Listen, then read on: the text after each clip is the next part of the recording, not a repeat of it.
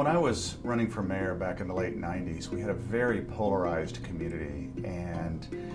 people were really at each other's throats, the business community and the political community and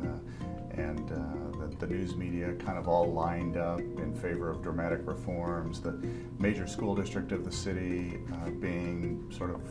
uninterested in listening to people and thinking that they don't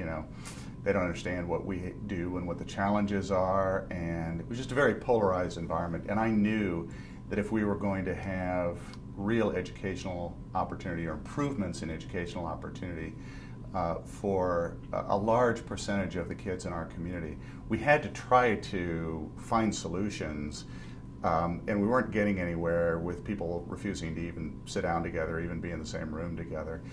And ultimately, I decided that as difficult as it was going to be, I had to make it a high priority, even though at that time the mayor of Indianapolis really had no authority in the area of education at all. Too many of our young people have gone through their childhood into adulthood without being able to really compete in the real world, without having the educational level that they require to be able to even just get by. And if that were a few cases here or there, it would be an individual tragedy. But when it's on such a large scale in metropolitan areas across this entire country, it's a national imperative and a national emergency. And I think enough people have believed that across the country that we've seen a very, very strong education reform and education in innovation set of initiatives. I just think in Indianapolis, we're generally a pretty humble place, but I think we've been able to figure out ways to get things done here that have cut through or leaped over perhaps some of the barriers that other cities have not been able to get past. I think too often the problem of our education system in Indianapolis, elsewhere in the country, has been that we've had failure, we haven't learned anything from it, and we've continued to perpetuate it.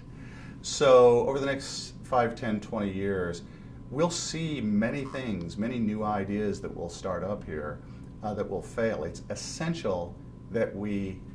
excise those as quickly as possible and that we talk openly about that failure so we don't make the same mistake again. So become, again, a little bit of a cliche, but that we're a learning city when it comes to what works in education and what doesn't, and that we continually get better and better and better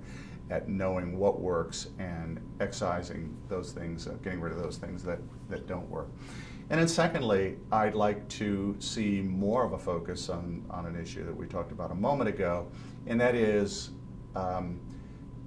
how do we track children not just through the end of their high school graduation,